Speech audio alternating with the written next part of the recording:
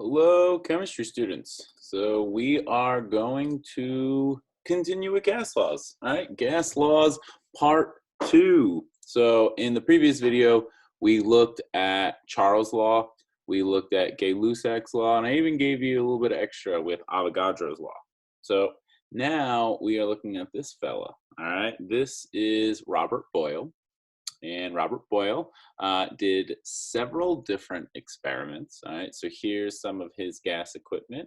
But he also wrote an important book called The Skeptical Chemist. All right, he was one of these old chemists that was trying to do alchemy. He was trying to turn things into gold, and he was kind of realizing, hey, that's not really working. All right, so he really questioned everything around him. But anyway, he came up with what is known as Boyle's law. So here we have a piston, right? And the gas is inside and the gas can't get out. And we're going to look at what happens when you reduce the volume in that piston, all right? So those particles now have less distance to travel, all right? They're closer together to each other. They have less distance to travel. So they're going to hit the walls more often. And when they hit the walls more often, that's more collisions, that is more pressure. So when you reduce the volume, you increase the pressure. All right, so that's Boyle's law. The volume of a gas depends on the pressure exerted on it. When you pump a bicycle tire, you push down on a handle that squeezes the gas inside the pump. You can squeeze a balloon and reduce its volume, the volume it occupies. In general, the greater the pressure exerted on a gas, the less its volume, and vice versa. All right, now this relationship is true only if the temperature of the gas remains constant while the pressure is changed. So Boyle's law, it's a constant temperature gas law. What we saw in the previous video, temperature was always changing. So we get this formula for Boyle's law.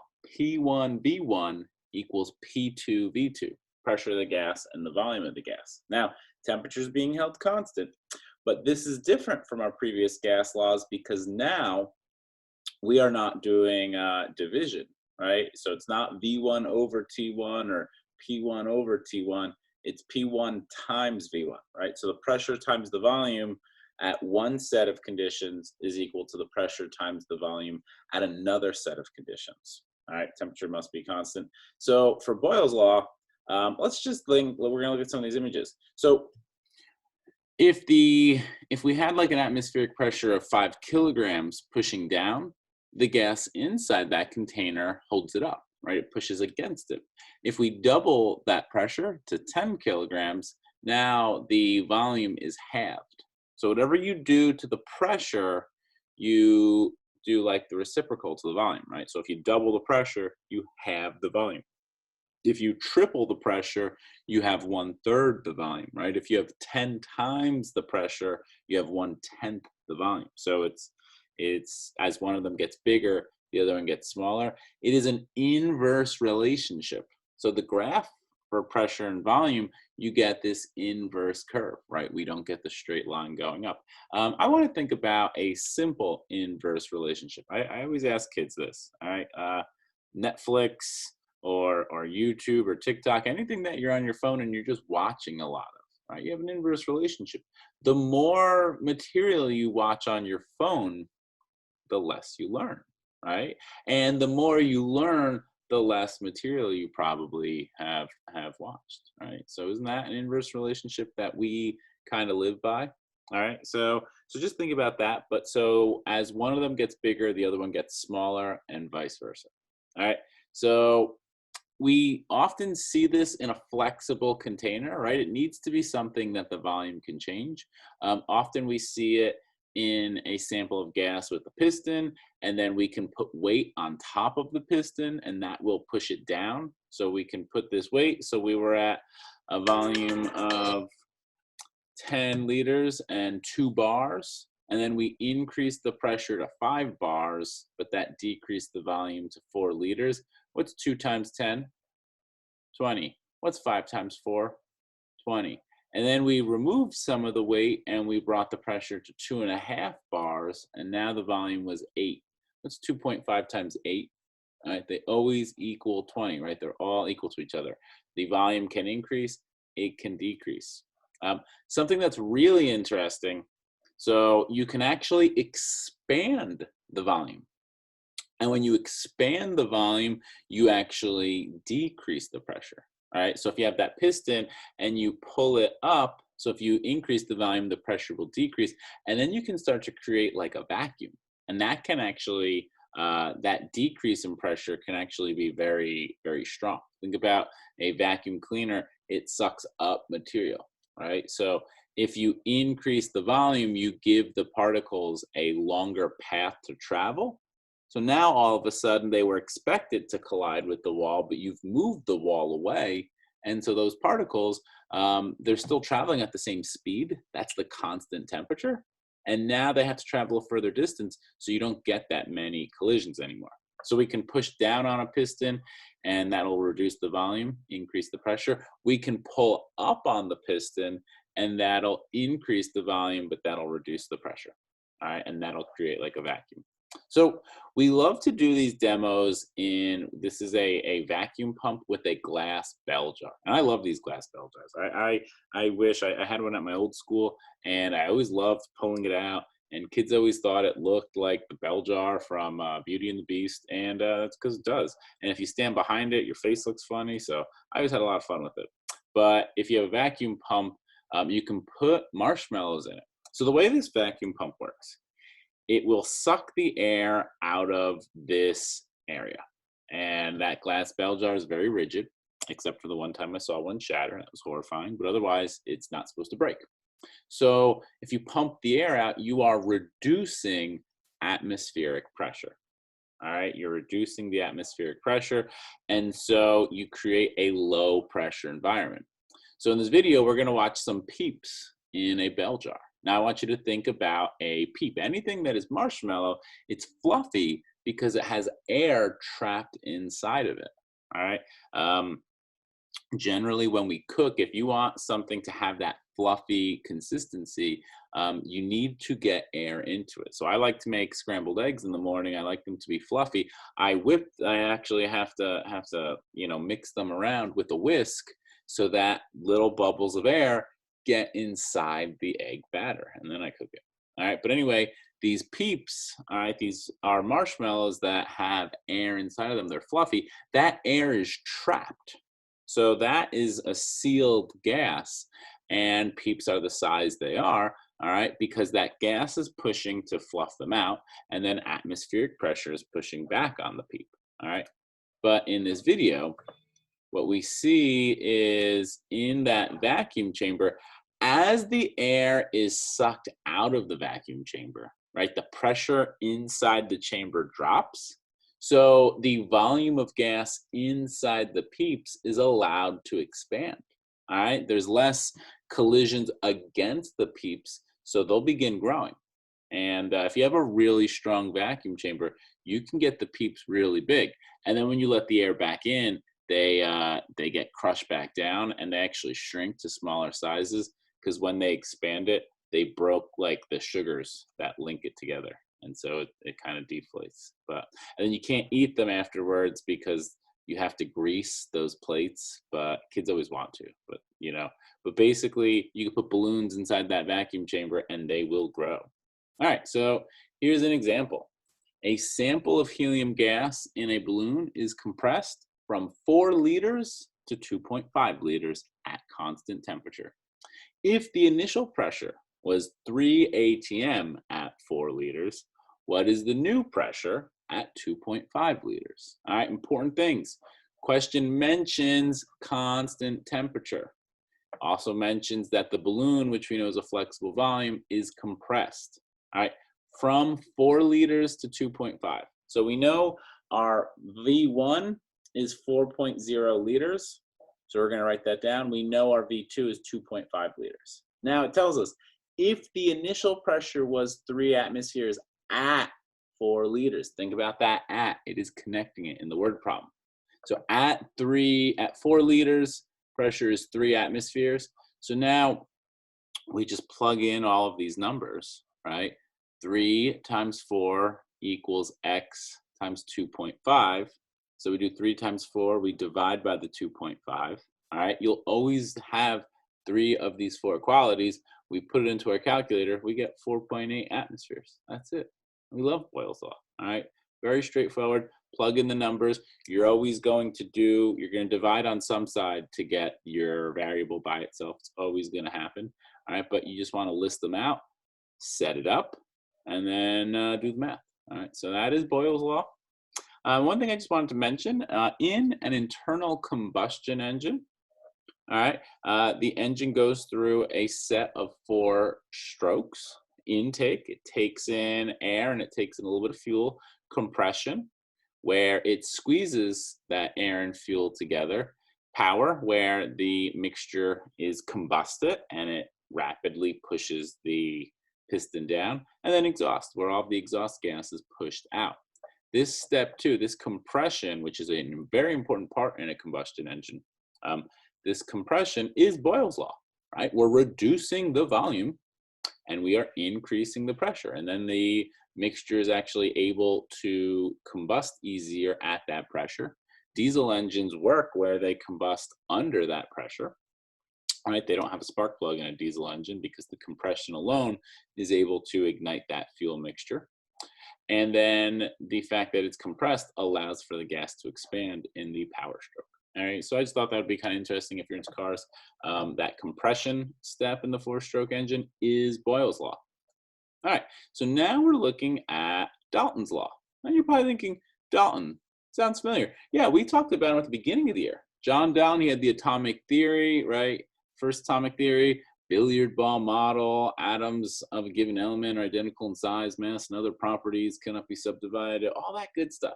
All right, and that stuff's very important for us, right? It was incredibly important when we learned about the atom. But where does he come up in gases? Well, he's got a really simple gas law. He's got Dalton's law of partial pressures. So what Dalton says is if you combine 2 gases, right, 2 gases that don't react with each other, but if you combine them, their pressures combine. So here we have 2 different samples of gases, P1 and P2. We got the blue and we got the green. The blue is at a pressure of 1. The green is at a pressure of 2. We could see them there, right? And when they're mixed together, we could see it's 5 blue dots. So we still have the 5 blue dots. And it's 10 green dots. We still have the 10 green dots. When we combine them, the pressure is now 3. And this should make sense, right? Because the pressure is based on collisions. So what he's saying is when you have 2 gases in a container, they both collide, right? And as long as these gases aren't reacting with each other to form some new product, right? If they're both just existing, now they have a larger pressure, and you add up their initial pressures. So if we think about air, air is really oxygen and nitrogen and argon and water vapor and carbon dioxide. It's all of those different gases being mixed together, right? And they all contribute a little bit of pressure. Now, nitrogen produces a lot of pressure, oxygen a fairly decent amount. But when you add them all up, all of their respective pressures comes together, and that's our air. All right, so the idea of Dalton's law is you can add these partial pressures.